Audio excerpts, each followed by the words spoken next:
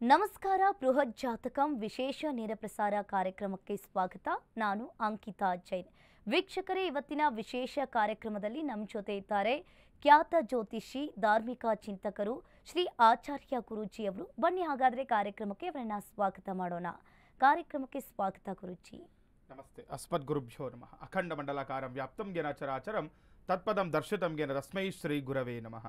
ಆಪದಾಮಪಹರ್ತಾರಂ ಧಾತಾರಂ ಸರ್ವಸಂಪದಾಂ ಲೋಕಾಭಿರಾಮಂ ಶ್ರೀರಾಮಂ ಭೂಯೋರ್ಭೂಯೋ ನಮಾಮ್ಯಹಂ. ಮನೋಜವನ್ ಮಾರುತತುಲ್ಯವೇಗಂ ಜಿತೇಂದ್ರಿಯಂ ಬುದ್ಧಿಮತಾನುವರಿಷ್ಠಂ ವಾತಾತ್ಮನನ್ ವರಯೂತು ಮುಖ್ಯಂ ಶ್ರೀರಾಮಧೂತಂ ಶಿರಸಾ ನಮಾಮಿ. ಜೈ ಶ್ರೀಮನ್ನಾರಾಯಣ. ಗುರುಜಿಯವರು ಪ್ರತಿದಿನ ನಮಗೆ ಒಂದಲ್ಲ ಒಂದು ವಿಷಯದ ಬಗ್ಗೆ ನೀವು ತಿಳಿಸ್ಕೊಡ್ತಾ ಬಂದಿದ್ದೀರಾ. ಇನ್ನು ಈ ದಿನದ ಪಂಚಾಂಗದ ವಿಚಾರ ಯಾವ ರೀತಿಯಾಗಿದೆ ಗುರುಜಿ, ಇದ್ರ ಬಗ್ಗೆ ತಿಳಿಸ್ಕೊಡಿ. ತಿಥಿರ್ವಿಷ್ಣುಸ್ತಥಾವಾರೋ ನಕ್ಷತ್ರಂ ವಿಷ್ಣುರೇವ ಚ ಯೋಗಶ್ಚ ಕರ್ಣಂ ಚೈವ ಸರ್ವಂ ವಿಷ್ಣುಮಯಂ ಜಗತ್ತು.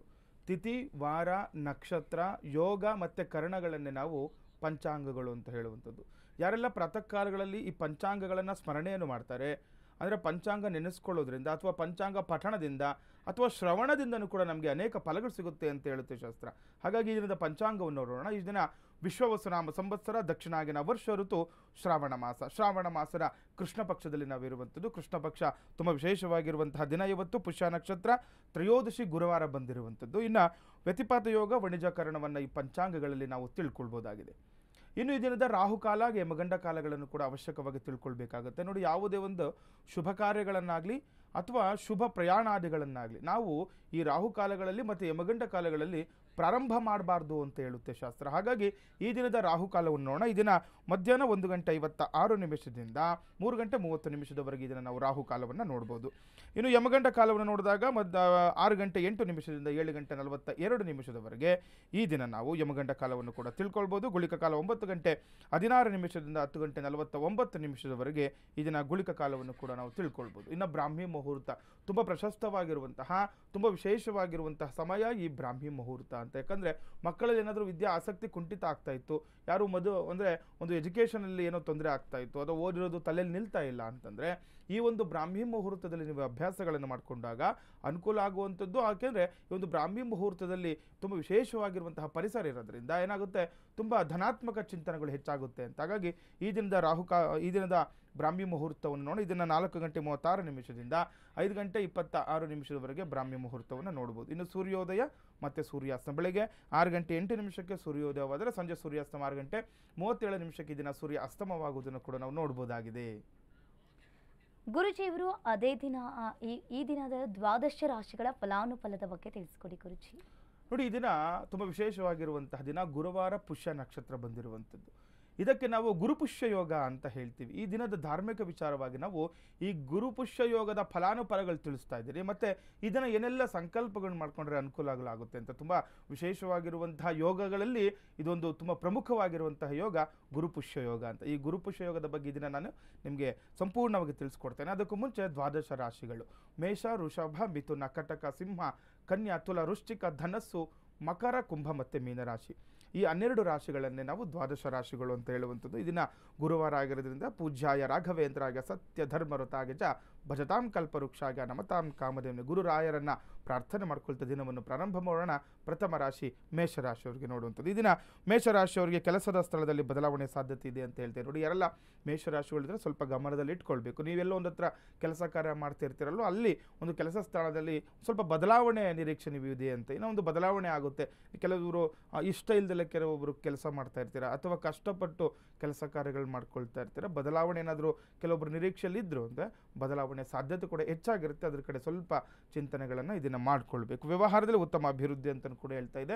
ಮೇಷರಾಶಿಯವರು ಏನಾದರೂ ಈ ದಿನ ವ್ಯವಹಾರಗಳು ಇಟ್ಕೊಂಡಿದ್ರೆ ಮಾಡ್ಬೋದು. ಯಾಕಂದ್ರೆ ತುಂಬ ವಿಶೇಷವಾಗಿರುವಂತಹ ಗುರುವಾರ ಆಗಿರೋದ್ರಿಂದ ಗುರುಗಳನ್ನು ಧ್ಯಾನ ಮಾಡ್ತಾ ಕೆಲಸ ಕಾರ್ಯಗಳನ್ನು ಮುನ್ನುಗ್ಗಿ ಅನುಕೂಲಗಳಾಗುವಂಥದ್ದಾಗುತ್ತೆ. ಅನಗತ್ಯ ಖರ್ಚುಗಳು ಕೂಡ ಹೆಚ್ಚಾಗುವಂಥದ್ದು ಇರುತ್ತೆ. ಖರ್ಚಿನ ಮೇಲೆ ಕಡಿವಾಣವನ್ನು ಹಾಕಬೇಕಾಗುತ್ತೆ. ಮೇಷರಾಶಿಯವರು ಯಾರಲ್ಲಿ ಇದ್ದೀರಾ ಗಮನದಲ್ಲಿ ಇಟ್ಕೊಳ್ಬೇಕು. ವ್ಯಾಪಾರ ಅಭಿವೃದ್ಧಿ ಇದೆ ಮತ್ತು ಉದ್ಯೋಗದಲ್ಲಿ ಕೂಡ ಅನುಕೂಲಗಳಿದೆ. ಆದರೆ ಖರ್ಚಿನ ಮೇಲೆ ಕಡಿವಾಣ ಹಾಕೋದು ತುಂಬ ಅನುಕೂಲ ಅಂತ ಹೇಳ್ತಾ ಇದೆ ಮೇಷರಾಶಿಯವರಿಗೆ. ಇನ್ನು ವೃಷಭ ರಾಶಿಯವರಿಗೆ ನೋಡೋಣ. ಇದನ್ನು ವೃಷಭ ರಾಶಿಯವರಿಗೆ ಕಠಿಣ ಪರಿಶ್ರಮದ ಅಗತ್ಯವಿರುತ್ತದೆ ಅಂತ ಹೇಳ್ತಾರೆ. ಯಾರೆಲ್ಲ ವೃಷಭ ರಾಶಿಗಳಿದ್ದರೆ ಗಮನದಲ್ಲಿ ಇಟ್ಕೊಳ್ಬೇಕು. ಸ್ವಲ್ಪ ಶ್ರಮ ವಹಿಸಿ ಕೆಲಸ ಕಾರ್ಯಗಳನ್ನು ಮಾಡ್ಕೊಳ್ಬೇಕಾಗುತ್ತೆ. ಈಗ ಸಾಮಾನ್ಯವಾಗಿ ದಿನನಿತ್ಯ ಮಾಡುವಂಥ ಕೆಲಸ ಕಾರ್ಯಗಳೇ, ಆದರೆ ಇವತ್ತು ಸ್ವಲ್ಪ ನಿಮ್ಮ ಒಂದು ಕಠಿಣ ಪರಿಶ್ರಮವನ್ನು ಹಾಕಬೇಕು ಅಂತ ಹೇಳ್ತಾ ಇದೆ. ಇನ್ನು ಕಾರ್ಯಕ್ಷೇತ್ರದಲ್ಲಿ ಪ್ರಗತಿ, ಕೆಲಸ ಕಾರ್ಯದಲ್ಲಿ ಜಯ ಅಂತ ಹೇಳ್ತೀರಿ. ಒಳ್ಳೆ ವಿಚಾರ ಅಲ್ವಾ? ನೀವು ಯಾವಾಗ ಕಷ್ಟಪಟ್ಟು ನಿಷ್ಠೆಯಿಂದ ಕೆಲಸ ಕಾರ್ಯಗಳನ್ನ ಮಾಡ್ಕೊಳ್ತೀರಾ, ಎಲ್ಲ ವಿಚಾರದಲ್ಲೂ ನೀವು ಜಯ ಪಡಿಬಹುದು ಅಂತ. ಮಾಡುವಂತಹ ಕೆಲಸ ಕಾರ್ಯಗಳಲ್ಲಿ ಅನುಕೂಲ ಆಗುತ್ತೆ, ಜಯ ಸಿಗುತ್ತೆ, ವಿಜಯ ಆಗುವಂಥದ್ದು ಮತ್ತು ಪ್ರಗತಿ ಕೂಡ ಕಾಣುತ್ತೆ ಅಂತ. ಯಾವಾಗ ನಮ್ಮ ಕೆಲಸ ಕಾರ್ಯಗಳು ನಾವು ಮಾಡ್ಕೊಳ್ತಾ ಹೋಗ್ತೀವಿ, ಅಭಿವೃದ್ಧಿಯ ಒಂದು ಸಂಕೇತ ಕೂಡ ಇರುವಂಥದ್ದಾಗುತ್ತೆ ವೃಷಭ ರಾಶಿಯವರಿಗೆ. ಇನ್ನು ಮಿಥುನ ರಾಶಿಯವರಿಗೆ ನೋಡಿದಾಗ ಆರೋಗ್ಯದ ಬಗ್ಗೆ ಜಾಗರೂಕರಾಗಿರಬೇಕಾಗುತ್ತೆ. ಯಾರೆಲ್ಲ ಮಿಥುನ ರಾಶಿಗಳಿದ್ದೀರಾ, ಆರೋಗ್ಯದ ಕಡೆ ಗಮನ ಕೊಡುವುದು ತುಂಬ ಉತ್ತಮ ಅಂತ ಹೇಳ್ತಾ ಇದೆ. ಆರೋಗ್ಯದ ನಿಮಿತ್ತ ಯಾವುದೋ ಒಂದು ಸಣ್ಣ ಪುಟ್ಟ ಆರೋಗ್ಯ ಸಮಸ್ಯೆನೋ ಅಥವಾ ಕೆಲವೊಂದು ದೀರ್ಘಕಾಲದ ಆರೋಗ್ಯ ಸಮಸ್ಯೆಗಳಿಂದ ಬಳಲ್ತಾ ಇರ್ತಾರೆ, ಅದಕ್ಕೆ ತಕ್ಕಂತಹ ಪರಿಹಾರಗಳಾಗ್ತಾ ಇರಲ್ಲ. ಹಾಗಾಗಿ ಈ ದಿನ ನೀವು ಅದಕ್ಕೆ ತಕ್ಕಂತಹ ಪರಿಹಾರಗಳನ್ನು ಮಾಡಿಕೊಂಡಾಗ ಏನಾಗುತ್ತೆ, ಆರೋಗ್ಯ ಅನುಕೂಲಗಳಾಗುವಂಥದ್ದಾಗುತ್ತೆ.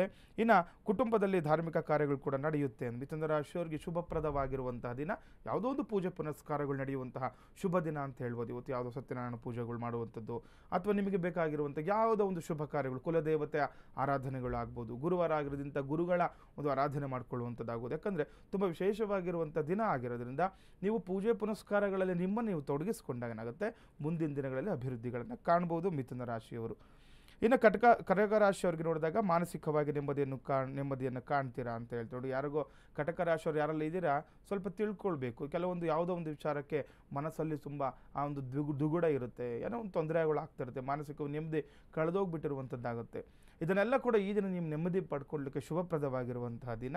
ಯಾವುದೋ ಒಂದು ಸಮಸ್ಯೆ ಇವತ್ತು ನಿವಾರಣೆ ಆಗುವಂಥದ್ದಾಗುತ್ತೆ. ಕೆಲವು ಪ್ರಮುಖ ಕಾರ್ಯಗಳು ಕೂಡ ಪೂರ್ಣಗೊಳ್ಳುತ್ತೆ ಅಂತ ಹೇಳ್ತಾ ನೋಡಿ. ತುಂಬ ಯಾವುದೋ ಒಂದು, ಯಾಕಂದರೆ ಅದೊಂದು ಪ್ರಮುಖವಾಗಿರೋ ಒಂದು ಕೆಲಸ ಇವತ್ತು ಅದು ಪೂರ್ಣ ಆಯಿತು ಅಂತಂದರೆ ಮನಸ್ಸಿಗೆ ಅದು ನೆಮ್ಮದಿ ಬಂದೇ ಬರುತ್ತೆ. ಹಾಗಾಗಿ ಯಾವುದೋ ಒಂದು ತುಂಬ ವಿಶೇಷವಾಗಿರುವಂಥ ಕೆಲಸ ಕಾರ್ಯ ಅದು ನಿಮಗೆ ತುಂಬ ದಿನದಿಂದ ಕನಸು ಕಟ್ಕೊಂಡಿರ್ತೀರ, ಯಾವುದೋ ಒಂದು ಅಡೆತಡೆಗಳಿಂದ ಆಗ್ತಾ ಇರಲ್ಲ, ಯಾವುದೋ ಒಂದು ಗ್ರಹಚಾರ ಫಲದಿಂದ ಯಾವುದೋ ಕಷ್ಟಗಳು ಬರ್ತಾ ಇರುತ್ತೆ, ಅದ್ರ ಕಡೆ ಇವತ್ತು ಗಮನ ಕೊಡಿ. ಆ ಕೆಲಸವನ್ನು ಪೂರ್ಣ ಮಾಡುವತ್ತ ಒಂದು ನಿಮ್ಮ ಗಮನ ಹೋಯ್ತು, ನಿಮ್ಮ ಚಿತ್ತ ಹೋಯ್ತು ಅಂತಂದರೆ ಏನಾಗುತ್ತೆ, ಅಲ್ಲಿ ಅಭಿವೃದ್ಧಿ ಇದೆ ಮತ್ತು ಮಾನಸಿಕವಾಗಿ ಕೂಡ ನೀವು ನೆಮ್ಮದಿಯನ್ನು ಪಡ್ಕೊಳ್ಬೋದು ಇದನ್ನು ಕರ್ಕಾಟಕ ರಾಶಿಯವರು. ಇನ್ನು ಸಿಂಹರಾಶಿಯವರಿಗೆ ನೋಡಿದಾಗ ಸಾಲ ಮಾಡುವ ಸಾಧ್ಯತೆ ಹೆಚ್ಚಿದೆ ಅಂತ ಹೇಳ್ತಿದ್ದಾರೆ. ಅಲ್ಲ, ಸಿಂಹರಾಶಿಗಳಿದ್ದರೆ ಸ್ವಲ್ಪ ನೋಡ್ಕೊಳ್ಬೇಕು. ಇನ್ನು ಸಾಲ ಮಾಡುವಂಥ ಅವಕಾಶಗಳು ಹೆಚ್ಚು ಬರುತ್ತೆ ಅಂತ ಹೇಳ್ತೀನಿ. ಹಾಗಾಗಿ ಸ್ವಲ್ಪ ನೋಡ್ಕೊಳ್ಬೇಕು. ನಿಮಗೆ ಕೆಲವರು ನೋಡಿಗೆ ಸಾಲ ನಾವು ತೀರಿಸ್ಲಿಕ್ಕೆ ಆಗುವಷ್ಟು ಸಾಲ ನಮ್ಮಲ್ಲಿರಬೇಕು.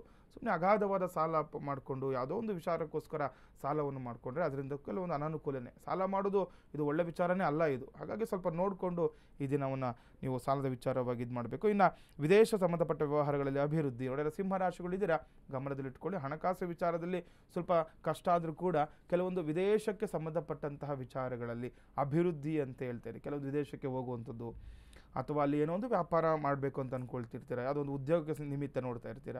ಆ ರೀತಿ ಏನಾದರೂ ಅಥವಾ ವಿದೇಶ ಪ್ರಯಾಣಕ್ಕಾಗಲಿ ಆ ರೀತಿ ಏನಾದರೂ ಇವತ್ತಿತ್ತು ಅಂತಂದರೆ ಸಿಂಹರಾಶಿಯವರಿಗೆ ಅನುಕೂಲಗಳಿದೆ ಆ ವ್ಯವಹಾರಗಳಲ್ಲಿ ಅಂತ ಹೇಳ್ತಾ ಇದೆ.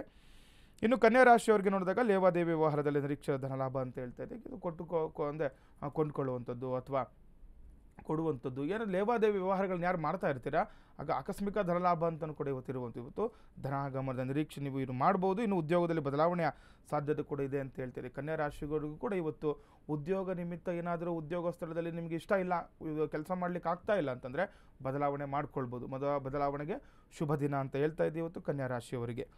ಇನ್ನು ತುಲಾರಾಶಿಯವರಿಗೆ ನೋಡಿದಾಗ ಕೆಲಸದ ಸ್ಥಳದಲ್ಲಿ ಸಾಕಷ್ಟು ಕೆಲಸದ ಒತ್ತಡ ಉಂಟಾಗುತ್ತೆ ಅಂತ. ತುಲಾರಾಶಿಯವರು ಕೂಡ ಗಮನದಲ್ಲಿ ಇಟ್ಕೊಳ್ಳಿ. ಇವತ್ತು ಮಾಡುವಂತಹ ಕೆಲಸ ಕಾರ್ಯಕ್ಷೇತ್ರದಲ್ಲಿ ಸ್ವಲ್ಪ ಒತ್ತಡ ಹೆಚ್ಚಾಗ್ಬೋದು, ಕೆಲಸ ಭಾರ ನಿಮ್ಮ ಮೇಲೆ ಬೀಳ್ಬೋದು, ಅಥವಾ ಯಾವುದೋ ಒಂದು ನೀವು ಹೆಚ್ಚಿನದಾಗಿ ಕೆಲಸ ಕಾರ್ಯಗಳನ್ನು ನಿಮ್ಮ ಮೇಲೆ ಹಾಕುವಂಥದ್ದಾಗುತ್ತೆ. ಹಾಗಾಗಿ ಸ್ವಲ್ಪ ಜಾಗೃತರಾಗಿ ಕೆಲಸ ಕಾರ್ಯಗಳನ್ನು ಮಾಡ್ಕೊಳ್ಬೇಕು. ಒತ್ತಡದ ನಡುವೆ ನೀವು ಅದನ್ನು ಯಶಸ್ವಿ ಆದ್ವಿ ಅಂತಂದರೆ, ಯಾಕಂದರೆ ದೃಢ ನಿರ್ಧಾರ, ದೃಢ ಸಂಕಲ್ಪರು ತುಂಬ ಪ್ರಮುಖವಾಗಿರುವಂಥದ್ದಾಗುತ್ತೆ. ಹಾಗಾಗಿ ಯಾವುದೇ ಒಂದು ಒತ್ತಡದಲ್ಲಿ ಇದ್ರೂ ಕೂಡ ಕೆಲಸ ಕಾರ್ಯಗಳನ್ನು ನೀವು ಪೂರ್ಣಗೊಳಿಸಿದ್ರೆ ಮುಂದಿನ ದಿನಗಳಲ್ಲಿ ಅನುಕೂಲಗಳಾಗುತ್ತೆ. ಬರಬೇಕಾದ ಬಾಕಿ ಹಣ ಕೂಡ ಕೈ ಸೇರುವಂಥದ್ದಾಗುತ್ತೆ. ನೋಡಿ, ತುಲಾರಾಶಿಯವರಿಗೆ ಏನಾದರೂ ಕೆಲವೊಬ್ರು ನೋಡಿ ಬಾಕಿ ಕೊಟ್ಟಿರ್ತೀರಾ, ಕೆಲವು ವ್ಯಾಪಾರನ ಮಾಡ್ತಿದೆ ಅಂದರೆ ಕೆಲವೊಂದು ಈ ಸಾಲ ಕೊಡುವಂಥದ್ದು ಅಥವಾ ಬಾಕಿ ಕೊಡುವಂಥದ್ದು ಇದ್ದೇ ಇರುತ್ತೆ.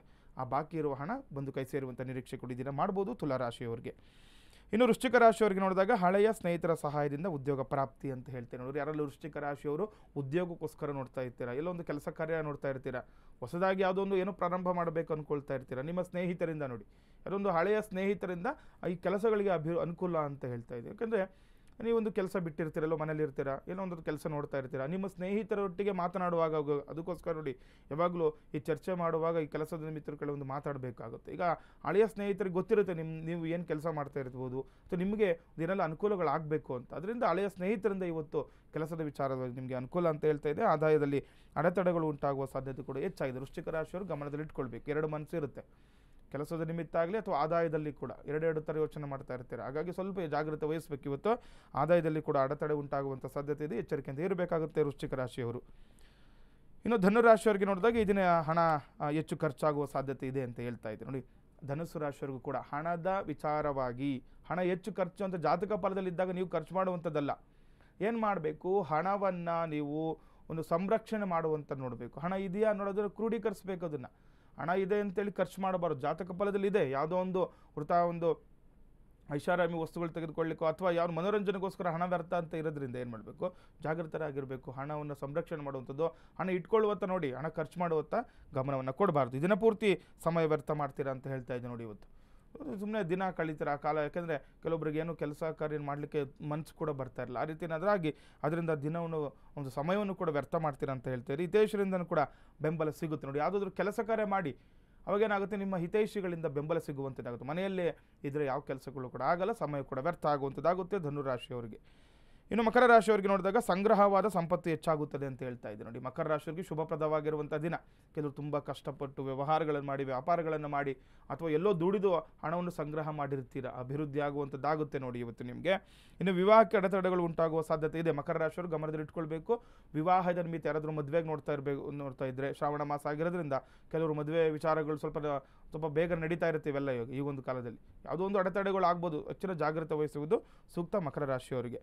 ಕುಂಭರಾಶಿಯವರಿಗೆ ನೋಡಿದಾಗ ಹಿತಶತ್ರುಗಳಿಂದ ದೂರ ಇರಬೇಕು. ಯಾರೆಲ್ಲ ಕುಂಭರಾಶಿಗಳಿದ್ದೀರಾ, ಸ್ವಲ್ಪ ಹಿತಶತ್ರುಗಳಿಂದ, ಸಾಮಾನ್ಯವಾಗಿ ಹಿತಶತ್ರುಗಳಂದರೆ ನಮ್ಮ ಜೊತೆಯಲ್ಲೇ ಇರ್ತಾರೆ ಅಂಥವರಿಂದ ಸ್ವಲ್ಪ, ಯಾಕಂದರೆ ಅವ್ರಿಗೆ ಗೊತ್ತಿರುತ್ತೆ ನಿಮಗೆ ಇವನಿಂದ ಏನೋ ತೊಂದರೆ ಇದೆ ನಮಗೆ ಅಂತಂದರೆ ಸ್ವಲ್ಪ ದೂರ ಇರೋದು ನೋಡ್ಕೊಳ್ಬೇಕಾಗುತ್ತೆ. ಇವತ್ತು ಅತಿಯಾದ ಕೋಪವನ್ನು ತಪ್ಪಿಸ್ಕೊಳ್ಬೇಕು. ಕುಂಭರಾಶಿಯವರು ಯಾರಿದ್ದಾರೆ ಗಮನದಲ್ಲಿ ಇಟ್ಕೊಳ್ಳಿ. ಕೋಪಕ್ಕೆ ನೀವು ತುತ್ತಾಗಬಾರ್ದು ಅಂತ ಹೇಳ್ತೀವಿ. ಕೋಪಕ್ಕೆ ಸಿಗಾಕೋಬಾರ್ದು. ಕೋಪವನ್ನು ಕಡಿಮೆ ಮಾಡ್ಕೊಳ್ಳಿ. ಮಾಡತಕ್ಕಂತಹ ಕೆಲಸ ಕಾರ್ಯಗಳು ಅಭಿವೃದ್ಧಿ ಆಗುತ್ತೆ. ಕುಟುಂಬದ ಜವಾಬ್ದಾರಿಗಳು ಕೂಡ ಹೆಚ್ಚಾಗುವಂಥದ್ದಾಗುತ್ತೆ. ಕುಂಭರಾಶಿಯವರು ನೋಡಿ, ಕುಟುಂಬದ ಜವಾಬ್ದಾರಿ ತಗೊಳ್ಬೇಕು. ನೀವು ಸುಮ್ಮನೆ ವಿನಾಕಾರಣ ಕೋಪವನ್ನು ಮಾಡ್ಕೊಳ್ತಾ ಕುಟುಂಬದಿಂದ ದೂರ ಆಗೋದು ಮಾಡ್ಕೊಳ್ಬಾರ್ದು. ಹಾಗಾಗಿ ಎಚ್ಚರಿಕೆ ವಹಿಸೋದು ತುಂಬ ಸೂಕ್ತ ಆಗುತ್ತೆ ಕುಂಭರಾಶಿಯವ್ರಿಗೆ. ಇನ್ನು ಕಡೆಯ ರಾಶಿ ಮೀನರಾಶಿಯವರಿಗೆ ನೋಡೋಣ. ವ್ಯಾಪಾರದಲ್ಲಿ ಏರುಪೇರು ಆಗುತ್ತೆ. ಮೀನರಾಶಿಯವ್ರಿಗೆ ಗಮನದಲ್ಲಿ ಇಟ್ಕೊಳ್ಳಿ. ಒಂದು ದಿವಸ ವ್ಯಾಪಾರ ಚೆನ್ನಾಗಾಗ್ಬೋದು, ಒಂದು ದಿವಸ ಏರುಪೇರು ಆಗ್ಬೋದು, ನಷ್ಟ ಆಗ್ಬೋದು. ಅದು ಸರ್ವೇ ಸಾಮಾನ್ಯ. ಅದು ವ್ಯಾಪಾರ ಒಂದು ಉದ್ಯೋಗ ಅಂದಮೇಲೆ ಒಂದು ದಿವಸ ಲಾಭ ಇರುತ್ತೆ, ಒಂದು ದಿವಸ ನಷ್ಟ ಇರುತ್ತೆ. ಏರುಪೇರು ಆಗುವಂಥ ಸಂಭವ ಕೂಡ ಇವತ್ತು ಇರೋದ್ರಿಂದ ದೂರದ ಪ್ರಯಾಣದಲ್ಲಿ ಕಾರ್ಯಸಿದ್ಧಿ ಅಂತ ಹೇಳ್ತಿದೆ. ಮೀನರಾಶಿಯವರು ಯಾರಾದಿದ್ದಾರೆ ಗಮನದಲ್ಲಿ ಇಟ್ಕೊಳ್ಳಿ. ಏನಾದರೂ ಪ್ರಯಾಣ ಇತ್ತು ಅಂತಾರೆ, ಇವತ್ತು ಪ್ರಯಾಣ ಯೋಗ ಇದೆ ಅಂದ್ಕೊಳ್ಬೇಕು ನೀವು. ಎಲ್ಲಾದರೂ ದೂರದ ಪ್ರಯಾಣದಲ್ಲಿ ಯಾವುದೊಂದು ಕೆಲಸ ಕಾರ್ಯ ಆಗಬೇಕು ಅಂದ್ಕೊಂಡಿದ್ದು ಎರಡು ಮನಸ್ಸು ಮಾಡೋ ಅವಶ್ಯಕತೆ ಇಲ್ಲ. ಇವತ್ತು ಕೆಲಸ ಕಾರ್ಯಗಳ ನಿಮಿತ್ತ ನೀವು ದೂರದ ಪ್ರಯಾಣಗಳು ಮಾಡ್ಕೊಳ್ಳಿ, ಅದರಲ್ಲಿ ಕಾರ್ಯಸಿದ್ಧಿ ಆಗುವಂಥದ್ದಾಗುತ್ತೆ ಮೀನರಾಶಿಯವರಿಗೆ. ಗುರುಜಿ, ದ್ವಾದಶ ರಾಶಿಗಳ ಫಲಾನುಫಲದ ಬಗ್ಗೆ ತಿಳಿಸ್ಕೊಟ್ರಿ. ಇನ್ನು ಅದೇ ರೀತಿಯಾಗಿ ಈ ದಿನದ ಧಾರ್ಮಿಕ ಚಿಂತನೆಯಲ್ಲಿ ಯಾವ ವಿಚಾರದ ಬಗ್ಗೆ ತಿಳಿಸ್ಕೊಡ್ತಾ ಇದ್ದೀರಾ? ನೋಡಿ, ಇವತ್ತು ತುಂಬ ವಿಶೇಷವಾಗಿರುವಂತಹ ದಿನ ಅಂತ ಹೇಳ್ತಿದ್ದೀವಿ. ಗುರುವಾರ ಈ ಪುಷ್ಯ ನಕ್ಷತ್ರ ಬಂದಾಗ ಗುರುಪುಷ್ಯ ಯೋಗ ಅಂತ ಇದನ್ನು ಕರೀತಾರೆ. ಕೆಲವೊಂದು ನೋಡಿ, ಸಾಮಾನ್ಯವಾಗಿ ಕೇಳಿರ್ತೀವಿ. ಈಗ ಗಜಕೇಸರಿ ಯೋಗ ಅಂತ ಹೇಳ್ತಾರೆ, ಅಥವಾ ಈ ಲಕ್ಷ್ಮೀ ಯೋಗ ಅಂತ ಹೇಳುವಂಥದ್ದು. ವಿಧವಾದ ಯೋಗಗಳಿದೆ. ಆ ಯೋಗಗಳಲ್ಲಿ ತುಂಬ ವಿಶೇಷವಾಗಿರುವಂತಹ ಯೋಗ ಅಂತಂದರೆ ಈ ಗುರುಪುಷ್ಯ ಯೋಗ ಅಂತ. ಇದು ಯಾವಾಗ ಬರುತ್ತೆ ನೋಡಿ, ಈ ವರ್ಷ 2025 3 ಬಾರಿ ಈ ಗುರುಪುಷ್ಯ ಯೋಗ ಬಂದಿರುವಂಥದ್ದಿದೆ. ಅಂದರೆ ಜುಲೈ 24ರಂದು ಕೂಡ ಇತ್ತು. ಹಿಂದಿನ ತಿಂಗಳ ಜುಲೈಯಲ್ಲಿ ಕೂಡ 24ನೇ ತಾರೀಕು ಈ ಗುರುಪುಷ್ಯ ಯೋಗ ಒಂದು ಬಂದಿರುವಂಥದ್ದು. ಮತ್ತು ಇವತ್ತು ಈ ದಿನ ನೋಡಿ, ಈ ದಿನ ಏನಿದು ಗುರುವಾರ ಆಗಸ್ಟ್ 21ನೇ ತಾರೀಕು, ಇವತ್ತು ಕೂಡ ಗುರುಪುಷ್ಯ ಯೋಗ ಇದೆ. ಇನ್ನೂ ಒಂದು ಈ ವರ್ಷ ಬರುತ್ತೆ ಗುರುಪುಷ್ಯ ಯೋಗ. ಅಂದರೆ ಸೆಪ್ಟೆಂಬರ್ 18ರಂದು ಕೂಡ ಈ ಗುರುಪುಷ್ಯ ಯೋಗ ಬರುವಂಥದ್ದಿದೆ. ಈ ವರ್ಷ ತುಂಬ ವಿಶೇಷವಾಗಿರುವಂಥದ್ದು 3 ಬಾರಿ ಬಂದಿದೆ ಅಂತ. ಏನಿದು ಗುರುಪುಷ್ಯ ಯೋಗ ಅಂತ ತಿಳ್ಕೊಳ್ಬೇಕು ನೋಡಿ. ಯಾವಾಗ ಗುರುವಾರ ಈ ಪುಷ್ಯ ನಕ್ಷತ್ರ ಇರುತ್ತೆ ನೋಡಿ, ಇವತ್ತು ನಾವು ಅದಕ್ಕೋಸ್ಕರ ದಿನನಿತ್ಯವೂ ಕೂಡ ಪಂಚಾಂಗಗಳನ್ನು ತಿಳ್ಕೊಳ್ಬೇಕು ಅಂತ ಹೇಳುತ್ತೆ ಶಾಸ್ತ್ರ. ಯಾಕಂದರೆ ಈ ಪಂಚಾಂಗಗಳಲ್ಲಿ ಕೆಲವೊಂದು ನಾವು ಹೇಳ್ತೀವಿ, ನಕ್ಷತ್ರಗಳು ಕೆಲವೊಂದು ಶ್ರೇಷ್ಠವಾದ ನಕ್ಷತ್ರಗಳಿರುತ್ತೆ, ಅಥವಾ ಕೆಲವೊಂದು ನೀಚ ನಕ್ಷತ್ರಗಳು ಅಂತ ಹೇಳ್ತಾರೆ, ಅಶುಭ ನಕ್ಷತ್ರಗಳು ಅಂತ ಹೇಳ್ತಾರೆ, ಅಥವಾ ಅಶುಭ ತಿಥಿಗಳು ಅಂತ ಹೇಳ್ತೀವಿ. ಈ ನಕ್ಷತ್ರ ಅಂತ ಬಂದಾಗ ಇವತ್ತು ಪುಷ್ಯ ನಕ್ಷತ್ರ ಪುಂಜಗಳಲ್ಲೇ ತುಂಬ ಶ್ರೇಷ್ಠವಾಗಿರುವಂತಹ ವಿಶೇಷವಾಗಿರುವಂತಹ ನಕ್ಷತ್ರ ಅಂತ ಹೇಳ್ತಾರೆ ನೋಡಿ. ಏನಾದ್ರು ಪೂಜೆ ಪುನಸ್ಕಾರಗಳು ಮಾಡ್ಕೊಳ್ಲಿಕ್ಕೆ ಆಗಲಿ, ಅಥವಾ ಯಾವುದೇ ಒಂದು ಶುಭ ಕಾರ್ಯಗಳು ಮಾಡ್ಕೊಳ್ಳಿಕ್ಕೆ ಈ ಒಂದು ನಕ್ಷತ್ರ ಏನಿದೆ, ಈ ಪುಷ್ಯ ನಕ್ಷತ್ರ ತುಂಬ ಶ್ರೇಷ್ಠ ಅಂತ. ಅದರೊಟ್ಟಿಗೆ ಗುರು ಬೃಹಸ್ಪತಿ ಅಂತ ಹೇಳ್ತೀವಿ ನೋಡಿ. ಸಾಮಾನ್ಯವಾಗಿ ಯಾರಾದರೂ ನಮ್ಮ ಜೊತೆ ಮಾತಾಡುವಾಗ ತುಂಬ ಹೆಚ್ಚಿನದಾಗಿ ಮಾತಾಡ್ತಾ ಇದ್ರು, ತಿಳಿದೋರ್ ಥರ ಮಾತಾಡ್ತಿದ್ರು, ನೀನು ಬಿಡಪ್ಪ ಬೃಹಸ್ಪತಿ ಅಂತ ಹೇಳ್ತಾರೆ. ಬೃಹಸ್ಪತಿ ಅನ್ನುವಂಥದ್ದು ಗುರುಗ್ರಹ ಅಂತ. ಗುರುಗ್ರಹ ಅನ್ನುವಂಥದ್ದು ಈ ಗ್ರಹಗಳಲ್ಲಿ ಅತ್ಯಂತ ದೊಡ್ಡ ಗ್ರಹ ಅಂತ ಹೇಳ್ತಾರೆ. ಈ ಗುರುಗ್ರಹದಿಂದ ನೋಡಿ, ಯಾರಿಗೆ ನೋಡಿ, ಎಲ್ಲರಿಗೂ ಕೂಡ ಯಾವುದೇ ಒಬ್ಬ ವ್ಯಕ್ತಿಗಾದರೂ ಒಂದು ಗುರುವಿನ ಆಶೀರ್ವಾದ ಇರಬೇಕು ಅಂತ ಹೇಳುತ್ತೆ ಶಾಸ್ತ್ರ. ಈಗ ಸಾಮಾನ್ಯವಾಗಿ ಏನೂ ಮದುವೆ ಆಗ್ತಾ ಇಲ್ಲ, ಅಥವಾ ಏನೋ ಆ ಕಷ್ಟ ನಿನಗೆ ಗುರುಬಲ ಇಲ್ಲ ಅಂತ ಹೇಳ್ತಾರೆ. ಈಗ ಯಾರಾದರೂ ಆಗಲಿ ಬಂದು ನಮ್ಮ ಗುರುಗಳೇ ನಮ್ಮ ಗುರುಬಲ ಯಾವಾಗ ಬರುತ್ತೆ ಅಂತ ಕೇಳ್ತಾರೆ. ಯಾಕಂದರೆ ಈ ಗುರುಬಲ ಅನ್ನುವಂಥದ್ದು ಹಿಂದಿನಿಂದನೂ ಕೂಡ ಇದನ್ನು ಪರಿಪಾಲನೆ ಮಾಡ್ಕೊಂಡು ಬರ್ತಾ ಇದ್ದಾರೆ, ಮತ್ತು ಹಿಂದಿನಿಂದನೂ ಕೂಡ ಕೇಳ್ಕೊಂಡು ಬರ್ತಾ ಇರುವಂಥದ್ದು. ಎಲ್ಲರಿಗೂ ಕೂಡ ಸಾಮಾನ್ಯವಾಗಿ ಗೊತ್ತಿರುತ್ತೆ ಗುರುಬಲ ಅಂತ. ಏನಿದು ಗುರುಬಲ ಅಂತ ತಿಳ್ಕೊಳ್ಬೇಕು. ನೋಡಿ, ಯಾವಾಗ ಒಂದು ಜಾತಕನಿಗೆ ಗುರುಗ್ರಹ ಉಚ್ಚ ಸ್ಥಾನದಲ್ಲಿರ್ತಾನೆ ಆವಾಗ ಗುರುವಿನ ಅನುಗ್ರಹದಿಂದ ಏನಾಗುತ್ತೆ, ಕೆಲವೊಂದು ವಿಚಾರಗಳಲ್ಲಿ ಅಭಿವೃದ್ಧಿ ಹೊಂದ್ತಾರೆ ಅಂತ. ನೋಡಿ, ಗುರುಗ್ರಹ ಏನಾದರೂ ಆ ಒಂದು ಮಗುಗೆ ಆಗಲಿ, ನೋಡಿ ಚಿಕ್ಕ ಮಕ್ಕಳು ಏನಾಗುತ್ತೆ, ಏನಾರು ಒಂದು ವಿಷಯ ಹೇಳ್ಬಿಟ್ರೆ ಅವ್ರಿಗೆ ಅಷ್ಟು ಬೇಗ ಅವ್ರು ತಿಳ್ಕೊಂಡ್ಬಿಡ್ತಾರೆ. ಈಗ ನೋಡಿ, ಎಷ್ಟೋ ಸರಿ ನೋಡಿರ್ತೀವಿ ನಾವು, ಈಗ ಟಿ ವಿಗಳಲ್ಲೆಲ್ಲ ಬರ್ತಾ ಇರುತ್ತೆ, ಯಾವುದೋ ಒಂದು ಮಗು ಎಷ್ಟೋ ನೆನಪಿಟ್ಕೊಂಡು ನೆನಪಿನ ಶಕ್ತಿ ಇಟ್ಕೊಂಡು ಎಲ್ಲ ರಾಜ್ಯಗಳನ್ನು ಹೇಳುತ್ತೆ, ಅಥವಾ ಏನೋ ವಿಚಾರಗಳು ಕೇಳಿದ್ರು ಕೂಡ ಆ ಮಗು ಹೇಳ್ತಾ ಇರುತ್ತೆ. ಕೆಲವೊಂದು ಪೂರ್ವ ಜನ್ಮದ ಸುಕೃತ ಆಗಿದ್ರು ಕೂಡ, ಇನ್ನು ಕೆಲವೊಂದು ಈ ಗುರುವಿನ ಅನುಗ್ರಹ ಅಂತ. ನೋಡಿ, ಈಗ ಒಂದು ಜಾತಕವನ್ನು ನೋಡುವಾಗಲಿ, ಅಥವಾ ಈಗ ನೋಡಿ, ಈಗ ಒಂದು ನಾವು ಒಂದು ಯುಗಾದಿಯ ಭವಿಷ್ಯ ಅಂತ ನೋಡ್ತಾ ಇರ್ತೀವಿ. ಈಗೆಲ್ಲರ ಹಳ್ಳಿ ಕಡೆ ಹೋದರೆ ನಿಮ್ಗೆ ಗೊತ್ತಾಗುತ್ತೆ, ಗುರುಗಳೇ ನಮ್ಗೆ ಈ ಸರಿ ಗುರು ಶನಿ ಯಾವ ಥರ ಇದನ್ನು ಹೇಳಿ ಅಂತ ಹೇಳ್ತಾರೆ. ಅಷ್ಟೇ ನೋಡೋದು. ಗುರು ಮತ್ತು ಶನಿಗೆ ತುಂಬ ವಿಶೇಷವಾದ ಸ್ಥಾನಮಾನ ಇದೆ ಈ ಒಂದು ಜ್ಯೋತಿಷ್ಯ ಶಾಸ್ತ್ರದಲ್ಲಿ. ಹಾಗಾಗಿ ಈ ದಿನ ತಿಳ್ಕೊಳ್ಬೇಕು, ಗುರುಪುಷ್ಯ ಯೋಗ ಇದೆ, ಇದು ಏನೆಲ್ಲ ಅನುಕೂಲಗಳು ಮಾಡ್ಕೊಳ್ಬೇಕು ಅಂತ. ನೋಡಿ, ಯಾರಿಗೆ ಪುತ್ರ ಸಂತಾನಕ್ಕೆ ನೋಡ್ತಾ ಇರ್ತೀರಾ, ನೋಡಿ, ಗುರುಗ್ರಹವನ್ನು ನಾವು ಪುತ್ರ ಸಂತಾನಕಾರಕ ಅಂತ ಹೇಳ್ತೀವಿ. ಯಾಕೆಂದರೆ ಸಂತಾನಪ್ರದವಾಗಿರುವಂಥದ್ದು ಸಾಮಾನ್ಯವಾಗಿ ಈಗ ಮದುವೆ ಆಗಿರೋರಿಗೆ ಸಂತಾನ ಯಾರಿಗೆ ಆಗಿರಲ್ಲ ಅವ್ರು ತುಂಬ ಕಷ್ಟಪಡ್ತಾ ಇರ್ತಾರೆ. ಕೆಲವೊಬ್ಬರು ಪುತ್ರ ಸಂತಾನಕ್ಕೆ ನೋಡ್ತಾ ಇರ್ತಾರೆ, ಕೆಲವರು ಸಂತಾನನೇ ಆಗಿರಲ್ಲ. ಅಂಥವ್ರಿಗೆ ಗುರುಗ್ರಹ ಏನಾದರೂ ಈ ದಿನ ನೀವು ಈ ಒಂದು ಗುರುಪುಷ್ಯ ಯೋಗದಲ್ಲಿ ಈ ಒಂದು ಕೆಲವೊಂದು ನಾನು ಪರಿಹಾರಗಳನ್ನು ಹೇಳ್ಕೊಡ್ತೇನೆ. ಈ ಪರಿಹಾರಗಳನ್ನು ಮಾಡಿಕೊಂಡ್ರೆ ನಿಮಗೆ ಅನುಕೂಲ ಆಗುತ್ತೆ. ಇನ್ನು ಸಾಲ ಬಾಧೆ, ಧನಕಾರಕ ಅಂತ ಹೇಳ್ತಾರೆ ಈ ಬೃಹಸ್ಪತಿಯನ್ನು. ಯಾರಿಗೆ ಹಣದ ವಿಚಾರವಾಗಿ ಸಂಕಷ್ಟದಲ್ಲಿರ್ತೀರಾ, ಆರ್ಥಿಕ ಸಂಕಷ್ಟವನ್ನು ಹೊಂದಿರ್ತಾರೆ. ನೋಡಿ, ಈಗ ಮನೆಯಲ್ಲಿ ತುಂಬ ಚೆನ್ನಾಗಿ ದುಡಿತಾ ಇರ್ತಾರೆ. ಮನೇಲಿ ಇರೋರೆಲ್ಲ ನೋಡಿ, ಈಗ ಒಂದೊಂದು ಮನೆ ನಾವು ನೋಡ್ತೀವಿ, 3-4 ಜನ ಇರ್ತಾರೆ, ಎಲ್ಲರೂ ಕೂಡ ದುಡಿತಾ ಇರ್ತಾರೆ. ಆದರೆ ಮನೇಲಿ ಏನೋ ಒಂದು ಕಷ್ಟ, ಯಾವುದೋ ಒಂದು ಶುಭ ಕಾರ್ಯ ಮಾಡಲಿಕ್ಕೂ ಕೂಡ ಹಣ ಇರಲ್ಲ, ಅಥವಾ ಏನೋ ಒಂದು ನಾವು ಒಂದು ಯಾವುದೋ ವ್ಯಾಪಾರ ಏನೋ ಉದ್ಯೋಗ ಪ್ರಾರಂಭ ಮಾಡೋಣ ಅಂದರೆ ಹಣದ ವಿಚಾರವಾಗಿ ತೊಂದರೆ ಆಗ್ತಾ ಇರುತ್ತೆ. ಇನ್ನು ಕೆಲವರು ನೋಡಿ, ಹಣ ಯಾರಿಗೋ ಕೊಟ್ಬಿಟ್ಟಿರ್ತಾರೆ, ಯಾರೋ ಏನೋ ಕಷ್ಟದಲ್ಲಿದ್ದಾರೆ ಅಂತೇಳಿ ಹಣ ಸಹಾಯ ಮಾಡಿಬಿಟ್ಟಿರ್ತಾರೆ, ಅವರು ವಾಪಸ್ ತಂದು ಕೊಡೋದೇ ಇಲ್ಲ. ಆ ರೀತಿಯೆಲ್ಲ ಆಗ್ಬಿಡುತ್ತೆ. ಕಷ್ಟದಲ್ಲಿದ್ದವ್ರಿಗೆ ಯಾರೋ ಸಹಾಯ ಮಾಡಿರ್ತಾರೆ, ಆದರೆ ಅವ್ರಿಗೆ ಹಣನೇ ಮತ್ತೆ ಬರೋದಿಲ್ಲ. ಆ ರೀತಿ ಎಲ್ಲ ಅಂತ ಆಗುವಂಥದ್ದು. ಅಥವಾ ಸಾಲ ಬಾಧೆಯಿಂದ ತುಂಬ, ಈಗ ಯಾವುದೋ ಒಂದು ವಿಚಾರಕ್ಕೆ ಸಾಲ ಮಾಡ್ಕೊಂಬಿಟ್ಟಿರ್ತಾರೆ, ಏನೋ ನಾನು ತೀರಿಸ್ಬೋದು. ಈಗ ಯಾರೇ ಸಾಲ ಮಾಡಿದ್ರು ಕೂಡ ಅವ್ರಿಗೆ ಗೊತ್ತಿರುತ್ತೆ ಈ ಸಾಲ ನಾನು ತೀರಿಸ್ಬೋದಾ ಅನ್ನೋದು ಗೊತ್ತಿರುತ್ತೆ. ಆದರೆ ಯಾವುದೋ ಒಂದು ಕಷ್ಟದ ಒಂದು ಸಂಕಷ್ಟದಲ್ಲಿ ಸಿಗಾಕೊಂಡ್ಬಿಟ್ಟು ಹಣ ಎಲ್ಲ ವ್ಯರ್ಥ ಆಗ್ಬಿಟ್ಟು ಸಾಲ ಬಾಧೆಯಿಂದ ನರಳ್ತಾ ಇರ್ತಾರೆ. ಈ ರೀತಿ ಏನಾದರೂ ಹಣದ ವಿಚಾರವಾಗಿ ತೊಂದರೆ ಆಗ್ತಾ ಇತ್ತು. ಮತ್ತು ಇನ್ನು ಪುತ್ರ ಸಂತಾನ, ಇದ್ರ ಜೊತೆ ತುಂಬ ಇಂಪಾರ್ಟೆಂಟ್ ಎಜುಕೇಷನ್ ಅಂತ. ನೋಡಿ, ಮಕ್ಕಳಿಗೆ ನೋಡಿ, ಯಾವಾಗ ಒಬ್ಬಂದು ತಂದೆ ತಾಯಿ ಏನೋ ಒಂದು ಗುರಿ ಇರುತ್ತೆ ಅವ್ರಿಗೆ. ತಂದೆ ತಾಯಿ ಅಂದಮೇಲೆ ಮಕ್ಕಳಿದ್ದಾರೆ ಅಂತಂದರೆ ಮನೆಯಲ್ಲಿ ಅವ್ರಿಗೆ ಇದೇ ರೀತಿ ಅವ್ರಿಗೆ ಎಜುಕೇಷನ್ ಆಗಬೇಕು, ಇದನ್ನೇ ಓದಬೇಕು ಅನ್ನೋ ತುಂಬ. ಯಾಕಂದರೆ ಅವರ ಚಿಂತನೆಗಿಂತ ಈ ಮಕ್ಕಳ ಎಜುಕೇಷನ್ ಚಿಂತನೆ, ಅಂದರೆ ಓದುವಿನ ಚಿಂತನೆ, ವಿದ್ಯಾಭ್ಯಾಸದ ಚಿಂತನೆ ತುಂಬ ಅಗಾಧವಾಗಿದ್ದುಬಿಡುತ್ತೆ. ಯಾರ ಮಕ್ಕಳಲ್ಲಿ ವಿದ್ಯಾಭ್ಯಾಸದ ಆಸಕ್ತಿ ಕುಂಠಿತ ಆಗ್ತಾ ಇರುತ್ತೆ ನೋಡಿ, ಯಾವುದೋ ಹಿಂದಿನ ವರ್ಷ ಚೆನ್ನಾಗಿ ಅಂಕಗಳು ತಗೊಂಡ್ಬಿಟ್ಟಿರ್ತಾರೆ, ಈ ವರ್ಷ ಸ್ಕೂಲ್ಗೆ ಆಗಲಿ ಅಥವಾ ಕಾಲೇಜ್ಗೆ ಆಗಲಿ ಹೋಗ್ಲಿಕ್ಕೆ ಇಷ್ಟಪಡ್ತಾ ಇರಲ್ಲ. ಆ ರೀತಿ ಏನಾದರೂ ಆಗ್ತಾ ಇತ್ತು, ಗುರುಗ್ರಹ ಏನಾದರೂ ನೀಚ ಸ್ಥಾನದಲ್ಲಿ ಬಂದ, ಜಾತಕ ರೀತಿಯ ಗುರುಬಲ ಇಲ್ಲ, ಅಥವಾ ಗುರುಗ್ರಹ ಯಾವುದೋ ಒಂದು ನೀಚ ಗ್ರಹಗಳ ದೃಷ್ಟಿ ಇದೆ, ಶತ್ರು ಮನೆಯಲ್ಲಿ ಗುರು ಇದು ಕುತ್ಕೊಂಡ್ಬಿಟ್ಟಿದ್ದಾನೆ ನಿಮ್ಮ ಜಾತಕದಲ್ಲಿ ಇದ್ದರೆ, ವಿದ್ಯೆ ಯಾವತ್ತೂ ಕೂಡ ಅವ್ರಿಗೆ ಅನುಕೂಲಗಳಾಗಲ್ಲ. ಯಾಕಂದರೆ ಗುರುವಿನ ಆಶೀರ್ವಾದ ಇದ್ರೇ ವಿದ್ಯಾಭ್ಯಾಸದಲ್ಲಿ ಮುಂದೆ ಹೋಗ್ಲಿಕ್ಕಾಗುತ್ತೆ. ಅದರ ಈಗ ಉನ್ನತ ಮಟ್ಟದ ವ್ಯಾಸಂಗ ಮಾಡಬೇಕು ಅಂದ್ಕೊಳ್ತಾ ಇರ್ತಾರೆ, ಯಾವುದೋ ಒಂದು ಪರೀಕ್ಷೆಗಳು ತೊಗೋಬೇಕು ಅಂದ್ಕೊಳ್ತಾ ಇರ್ತಾರೆ. ಆ ರೀತಿ ಏನಾದರೂ ಎಕ್ಸಾಮ್ಸ್ ತೊಗೋಬೇಕಂದ್ರೂ ಕೂಡ ಕೆಲವರು ನೋಡಿ, ಎಷ್ಟೋ ಚೆನ್ನಾಗಿ ಓದ್ತಾ ಇರ್ತಾರೆ, ತಲೆಯಲ್ಲಿ ನಿಲ್ತಾ ಇರಲ್ಲ, ಎಕ್ಸಾಮ್ ಟೈಮಲ್ಲೇ ತೊಂದರೆ ಆಗಿಬಿಡುತ್ತೆ ಅವ್ರಿಗೆ. ಚೆನ್ನಾಗಿ ಓದ್ಕೊಳ್ತಾರೆ, ಚೆನ್ನಾಗಿ ಅಭ್ಯಾಸ ಮಾಡಿರ್ತಾರೆ, ಎಲ್ಲ ಕ್ವಶನ್ಸ್ ನೀವು ಮನೇಲಿ ಕೇಳಿ ಎಲ್ಲ ಕ್ವಶನ್ಸ್ಗೆ ಆನ್ಸರ್ ಇರುತ್ತೆ ಅವ್ರ ಹತ್ರ. ಆದರೆ ಎಕ್ಸಾಮ್ಗೆ ಹೋದಾಗಲೇ ಆಗಲ್ಲ. ಏನಾಗುತ್ತೆ, ಗುರು ಏನಾದರೂ ನಿಚ ಸ್ಥಾನದಲ್ಲಿ ಇದ್ದ ಜಾತಕ ರೀತಿ ಅಂತಂದರೆ ತುಂಬ ತೊಂದರೆ ಆಗುತ್ತೆ. ಮಾನಸಿಕವಾಗಿ ಇವ್ರೇನಾಗುತ್ತೆ, ಚಿಂತೆ ಒಂಥರ ಏನಾಗುತ್ತೆ, ಮನಸ್ಸಿಗೆ ಒಂದು ಧೈರ್ಯನೇ ಇರೋದಿಲ್ಲ, ಒಂದು ಯೋಚನಾ ಶಕ್ತಿನೇ ಕಡಿಮೆ ಆಗಿಬಿಡುತ್ತೆ. ಹಾಗಾಗಿ ಅಂಥವ್ರು ಯಾರೆಲ್ಲ ಇದ್ದೀರಾ, ಈ ಗುರುಪುಷ್ಯ ಯೋಗ ಇರೋದ್ರಿಂದ ಈ ದಿನ ತುಂಬ ವಿಶೇಷವಾಗಿರುವಂತಹ ಗುರುಪುಷ್ಯ ಯೋಗ ಇರೋದ್ರಿಂದ ನೋಡಿ, ಕೆಲವೊಂದು ನೀವು ಪರಿಹಾರಗಳನ್ನು ಮಾಡ್ಕೊಳ್ಬೇಕು. ಇವಾಗ ಸಾಮಾನ್ಯವಾಗಿ ಯಾರಾದರೂ ನಿಮ್ಮ ಕುಲಗುರುಗಳ ದೇವಸ್ಥಾನಕ್ಕೆ ಹೋದರೆ ಗುರುಗಳ ದರ್ಶನವನ್ನು ಮಾಡುವಂಥದ್ದು, ಅವ್ರ ಹತ್ರ ಹೋಗಿ ಒಂದು ಆಶೀರ್ವಾದ ಪಡ್ಕೊಂಡು ಬರುವಂಥದ್ದು, ಅಥವಾ ಯಾವುದಾದ್ರೂ ಈಗ ರಾಘವೇಂದ್ರ ಸ್ವಾಮಿನೋ ಅಥವಾ ಸಾಯಿಬಾಬಾ ಸ್ವಾಮಿ ಅಂದರೆ ಯಾವುದಾದ್ರೂ ಆಗಲಿ ಗುರುಗಳ ಸಂಬಂಧಪಟ್ಟಂತಹ ಈ ಒಂದು ದೇವಸ್ಥಾನಗಳಿಗೆ ಹೋಗಿ ಒಂದು ಪೂಜೆ ಪುನಸ್ಕಾರಗಳು ಮಾಡ್ಕೊಂಡು ಬರುವಂಥದ್ದು. ಇಲ್ಲ ಗುರುಗಳೇ, ನಾವು ಅಕ್ಕಪಕ್ಕ ಯಾರೂ ದೇವಸ್ಥಾನ ಇಲ್ಲ, ಇನ್ನು ಏನು ಪರಿಹಾರ ಮಾಡ್ಕೊಳ್ಬೇಕು. ಇವತ್ತು ಸಾಯಂಕಾಲ ನೋಡಿ, ಕೆಲವೊಂದು ಸಾಯಂಕಾಲದಲ್ಲಿ ಕೂಡ ತುಂಬ ವಿಶೇಷವಾದ ಫಲ ಸಿಗುತ್ತೆ ಅಂತ ಹೇಳುತ್ತೆ. ಈ ದಿನ ಯಾರು ಮನೆಯಲ್ಲಿ ಈಗ ಗುರುಗ್ರಹಕ್ಕೆ ನಾವು ಕಡಲೆಕಾಳನ್ನು ನೋಡ್ತೀವಿ, ಸಾಮಾನ್ಯವಾಗಿ ಗಣಪತಿ ದೇವಸ್ಥಾನಗಳಿಗೆ ಕಡಲೆ ಉಸ್ಲಿ ಅಂತ ಪ್ರಸಾದ ಕೊಡ್ತಾರೆ ನೋಡಿ. ಇವಾಗ ಅದನ್ನು ನೀವು ಏನು ಮಾಡಬೇಕು, ಕಡಲೆ ಸರಳವಾಗಿರುವಂಥ ಪರಿಹಾರ ಯಾರೇ ಆಗಲಿ ಮನೆಯಲ್ಲೇ ಮಾಡ್ಕೊಳ್ಳುವಂಥದ್ದು ನೋಡಿ. ಇವಾಗ ಒಂದು ಏನು ಮಾಡಬೇಕು, ಕಡಲೆಕಾಳು ನೆನೆಕ್ಕುವಂಥದ್ದು, ಮನೆಯಲ್ಲಿ ಯಾರೆಲ್ಲ ಇರ್ತೀರಾ ಇವಾಗ ನೋಡ್ತಾ ಇರೋರು ಮನೆಯಲ್ಲಿ ಕಡಲೆಕಾಳು ನಿಮ್ಮ ಕೈಲಿ ಎಷ್ಟಾಗುತ್ತೋ ಅಷ್ಟು ಇಷ್ಟೇ ಮಾಡಬೇಕು, ಇಷ್ಟೇ ಒಂದು ಇದು ಇರಬೇಕು ಅಂತ ಏನೂ ಇಲ್ಲ. ನಿಮ್ಮ ಕೈಲಿ ಎಷ್ಟು ಶಕ್ತಿ ಇದೆ ಅಷ್ಟು ಕಡಲೆಕಾಳು, ಒಂದು ಅರ್ಧ ಕೆಜಿನೋ 1/4 ಕೆಜಿನೋ ಅಥವಾ 1 ಕೆಜಿನೋ ನಿಮ್ಗೆ ಎಷ್ಟಾಗುತ್ತೋ ಅಷ್ಟು ಕಡಲೆಕಾಳನ್ನು ಇದನ್ನು ನೆನೆ ಇಡಬೇಕು. ನೀವು ಇವಾಗ ನೆನೆಕರೆ ಏನಾಗುತ್ತೆ, ಸಂಜೆ ಒಳಗಡೆ ಅದು ನೆನೆಯುತ್ತೆ. ಅದನ್ನು ಸಂಜೆ ನಂತರ ಏನು ಮಾಡಬೇಕು, ಪ್ರಸಾದ ರೂಪವಾಗಿ ಅದನ್ನು ನಾವು ಪರಿವರ್ತನೆ ಮಾಡ್ಕೊಳ್ಬೇಕು, ಅಂದರೆ ಪ್ರಸಾದ ಮಾಡ್ಕೊಳ್ಳುವಂಥದ್ದು. ಯಾವಾಗ ಇದು ಪ್ರಸಾದ ಮಾಡಿಕೊಂಡು ಅಕ್ಕಪಕ್ಕದ ದೇವಸ್ಥಾನಕ್ಕೆ ಕೊಡ್ಬೋದು. ಇನ್ನೂ ವಿಶೇಷ ನಿಮಗೆ ಗಣಪತಿ ದೇವಸ್ಥಾನ ಎಲ್ಲಾದರೂ ಸಿಕ್ತು ಅಂತಂದರೆ, ಯಾಕಂದರೆ ನೋಡಿ ಸಾಮಾನ್ಯವಾಗಿ ವಿದ್ಯಾಕಾರಕ ಗಣಪತಿ ಕೂಡ ನೋಡ್ತೀವಿ ನಾವು, ವಿದ್ಯಾ ಗಣಪತಿ ಅಂತ ಹೇಳ್ತಾರೆ, ಬುದ್ಧಿ ಗಣಪತಿ ಅಂತ ಹೇಳ್ತಾರೆ. ಬುದ್ಧಿ ಚೆನ್ನಾಗಿತ್ತಂದರೆ ವಿದ್ಯಾ ಬಂದೇ ಬರುತ್ತೆ. ಹಾಗಾಗಿ ಆ ರೀತಿ ಗಣಪತಿಯ ದೇವಸ್ಥಾನಗಳಲ್ಲಿ ನೀವು ಈ ಪ್ರಸಾದವನ್ನು ಕೊಟ್ಟಾಗ, ಅಥವಾ ಇಲ್ಲೋ ನಿಮ್ಮ ಕೈಲಿ ಕೊಡಲಿಕ್ಕಾಗಲ್ವಾ, ಯಾವುದಾದ್ರೂ ದೇವಸ್ಥಾನಕ್ಕೆ ಅವ್ರಿಗೆ ನೀವು ಹೇಳಿದ್ರೆ ಸಾಕು, ಅಲ್ಲೇ ಮಾಡ್ತಾರೆ ಪ್ರಸಾದವನ್ನು. ಈ ರೀತಿ ಕಡಲೆಕಾಳಿನ ಪ್ರಸಾದವನ್ನು ಕೊಡೋದ್ರಿಂದ, ಇಲ್ಲ ಗುರುಗಳು ನಿಮ್ಗೆ ಪ್ರಸಾದ ಕೂಡ ಮಾಡಲಿಕ್ಕೆ ನಮ್ಗೆ ಅನುಕೂಲ ಇಲ್ಲ ಅಂತಂದ್ರೆ ನೋಡಿ ಇನ್ನೇನು ಮಾಡಬೇಕು ನೋಡಿ, ಗುರುಗ್ರಹಕ್ಕೆ ನಾವೇನು ಮಾಡ್ತೀವಿ, ಈ ಬಂಗಾರದ ಕಲ್ಲರ್ ಅಂದರೆ ಹಳದಿ ಬಣ್ಣವನ್ನು ಕೂಡ ನಾವು ದಾನವನ್ನು ಮಾಡ್ಬೋದು ಅಂತ. ಹಾಗೆ ಯಾವುದಾದ್ರೂ ಈಗ ಶಕ್ತಿ ದೇವತೆ ದೇವಸ್ಥಾನಗಳಿರುತ್ತೆ, ಅಕ್ಕಪಕ್ಕ ಅಮ್ಮನವ್ರ ದೇವಸ್ಥಾನ ಇತ್ತಂದರೆ ಅಲ್ಲಿ ಒಂದು ಹಳದಿ ಬಣ್ಣದ ಸೀರೆಯನ್ನು ಕೊಡೋದ್ರಿಂದ, ಅಥವಾ ಯಾವುದೋ ದೇವಸ್ಥಾನ ಸ್ವಾಮಿ ದೇವಸ್ಥಾನ ಇರುತ್ತೆ, ಯಾವುದೋ ವಿಷ್ಣು ದೇವಸ್ಥಾನನೋ ಅಥವಾ ಶಿವನ ದೇವಸ್ಥಾನನೋ, ಅಲ್ಲಿ ಏನು ಮಾಡಬೇಕು ನೀವು ಹಳದಿ ಬಣ್ಣದ ಒಂದು ವಸ್ತ್ರವನ್ನು ಕೊಡೋದ್ರಿಂದ ಅಥವಾ ಪಂಚೆಯನ್ನು ಕೊಡೋದ್ರಿಂದ ಏನಾಗುತ್ತೆ, ಗುರು ಬಲ ಅನುಕೂಲ ಆಗುತ್ತೆ, ಗುರುಗ್ರಹನ ಆಶೀರ್ವಾದಕ್ಕೊಳಗಾಗ್ತೀವಿ. ಗುರು ಯಾವಾಗ ನಮಗೆ ಆಶೀರ್ವಾದವನ್ನು ಸಿಗುತ್ತೆ ನಮಗೆ, ಆವಾಗ ಅಭಿವೃದ್ಧಿ ಆಗುತ್ತೆ ಇದೆಲ್ಲ ವಿಚಾರಗಳು. ನೋಡಿ ಈಗ ಗುರುಪುಷ್ಯ, ಯಾಕಂದರೆ ಕೆಲವೊಂದು ನಾವು ಶುಭ ದಿನಗಳಲ್ಲಿ ಮಾಡಿಕೊಂಡಾಗ ನಮ್ಗೆ ಇನ್ನೂ ಹೆಚ್ಚಿನದಾಗಿ ಫಲ ಸಿಗುತ್ತೆ ಅಂತ ಹೇಳುತ್ತೆ.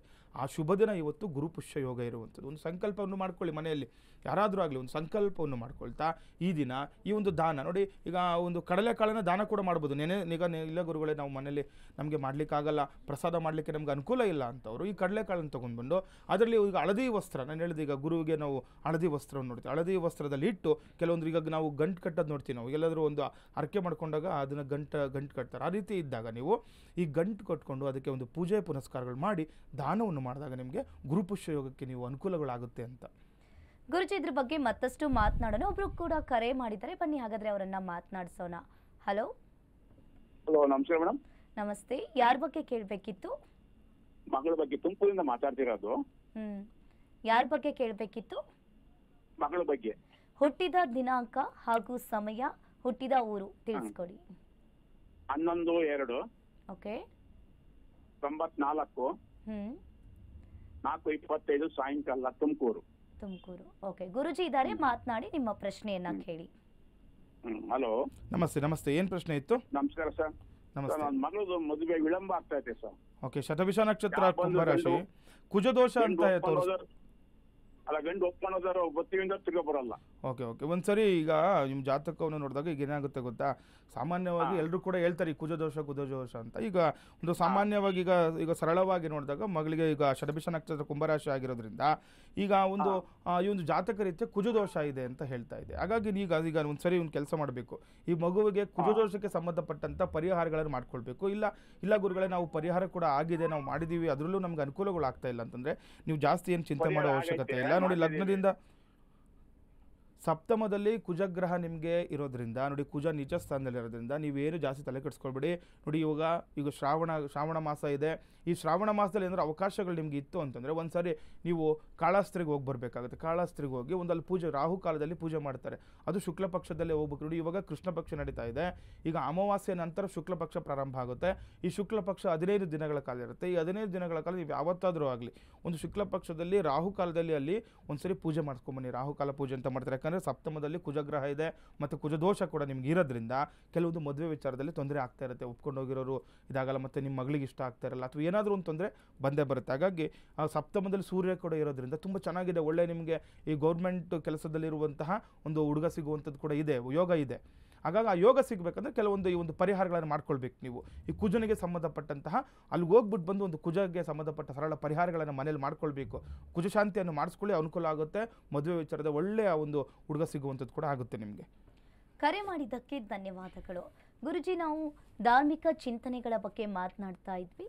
ಹೇಳಿ. ನೋಡಿ, ಇವತ್ತು ಗುರುಪುಷ್ಯ ಯೋಗದ ಬಗ್ಗೆ ನಾನು ಹೇಳ್ಕೊಟ್ಟಿದ್ದೇನೆ. ನೋಡಿ, ಸರಳ ಪರಿಹಾರ, ನೀವೇನು ಮಾಡೋ ಅವಶ್ಯಕತೆ ಇಲ್ಲ. ಗುರುವಿಗೆ ಕಡಲೆಕಾಳು ಪ್ರಿಯವಾಗಿರುವಂಥ ಧಾನ್ಯ, ಮತ್ತು ಹಳದಿ ವಸ್ತ್ರ ನಮಗೆ ಪ್ರಿಯವಾಗಿರುವಂಥ ಒಂದು ವಸ್ತ್ರ. ಈ ಹಳದಿ ವಸ್ತ್ರ ಮತ್ತು ಕಡಲೆಕಾಳನ್ನು ದಾನ ಮಾಡೋದ್ರಿಂದ, ನಾನು ಹೇಳಿದೆ ಆವಾಗಲೇ ಪ್ರಸಾದ ಮಾಡಿ ಅಂತ.